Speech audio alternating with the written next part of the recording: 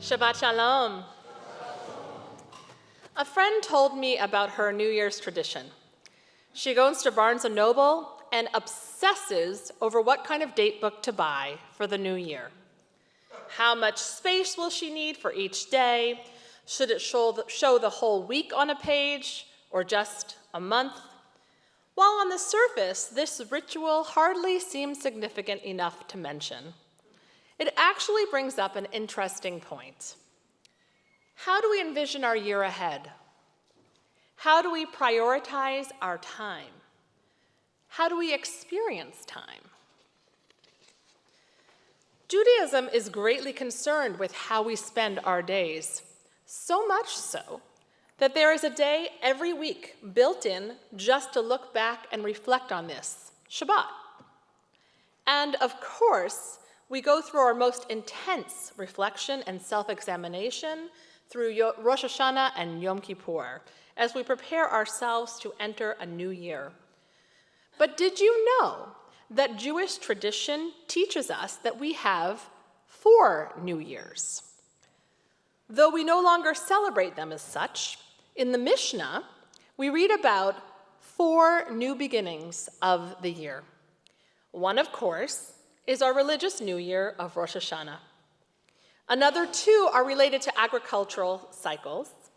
And the last one happens on Passover, tying the beginning of the year to the foundational event of our people's history, our redemption from slavery in Egypt. The system of different new start times in the year, from which we begin counting anew, makes sense. Each one brings yet another chance to look back and ask, how are we using our time? We urge ourselves to make sure our everyday is in alignment with our values. And if it is not, if we find that we are not living out our day-to-day in a way that matches up with our ideals, commitments, and goals, the beginning of a new year presents a great time to reassess and begin the work of making change. Having multiple beginnings in the year is not a foreign practice to us.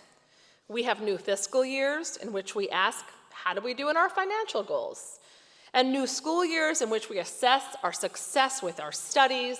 And then there are the more personal new years, birthdays, anniversaries, and so on.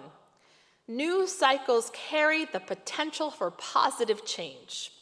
We commit ourselves to new goals and to making new choices with intention. 2019 is almost here. But we started 5,779 back in September with Rosh Hashanah just 4 months ago. We spent a lot of time and energy over that time on how we could be more mindful in our actions, how we could be more present in our lives, and how we could be more compassionate to others and to ourselves. We set up our goals for ourselves based on the lives that we imagined for ourselves.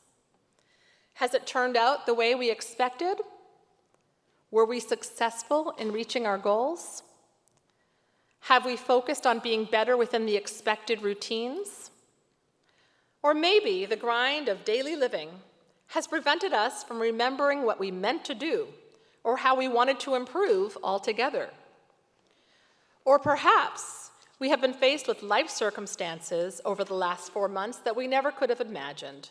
Maybe we had been gearing up to make big changes in our careers or in our personal lives, only to find our intentions were compromised by unexpected burdens, responsibilities, illnesses, or even new opportunities that kept us from fulfilling our intentions of only 4 months back. Furthermore, no matter how well-meaning we were in making our high holiday resolutions, the clutter of everyday life has inevitably built up over the last 4 months. The constant hum of distractions pull our attention this way and that and can block us from being able to see that which is most valuable to us.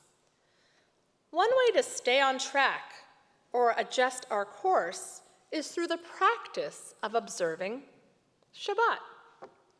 As an analogy, Can you imagine a self-driving car that only checks its location every once in a while? Surely that would lead to many problems. When to successfully navigate, such a car needs to update its position each second. For us, a once-a-year high holiday check-in is not likely enough to navigate towards our goals. Instead, the more frequent check-in of Shabbat helps us stay on track, and this is especially important when our lives take unexpected turns. And while a good map is essential, we know there is more. Just as the car would not steer successfully if its steering wheel was out of alignment, we too need to check in, make repairs, and stay the course. Our tradition urges us to build in habits into our daily routines and weave our values right into our lives so thoroughly that they in fact become instincts to us. Let's say we want to build a habit of expressing gratitude. There are many Jewish approaches to gratitude, but one readily accessible practice can be found by simply turning to our liturgy. Our first prayer each and every day upon awakening is one that thanks God for our souls. And then we continue to thank God for all the many things that happen every day from waking, opening our eyes, and taking our first few steps. We express our gratitude for when our bodies function as they should and are reminded that we are fragile beings. Uttering these texts of gratitude over and over for days and weeks into months and years builds gratitude as a practice. It forms a habit. Recent research suggests that to build a habit takes on average 66 days, not the 21 we all thought. But the range is anywhere from 18 to 254 days. We need to be patient with ourselves. Smaller incremental steps are more manageable. What if we were to focus in on just one thing for which we are grateful for each day? And then, each Shabbat, reflect on how we're doing. Imagine what the next high holidays would be like. So 4 months ago was Rosh Hashanah, and now it's the secular New Year, and in 4 months from now, it'll be Passover. These are markers on our journey. They are reminders to examine and reassess and reconfirm our goals. This Shabbat, may we reflect on how we are spending our time. May we take the time of meditation to be more mindful of our day-to-day choices and actions so that we live our days in ways that reflect our deepest values. Shabbat Shalom.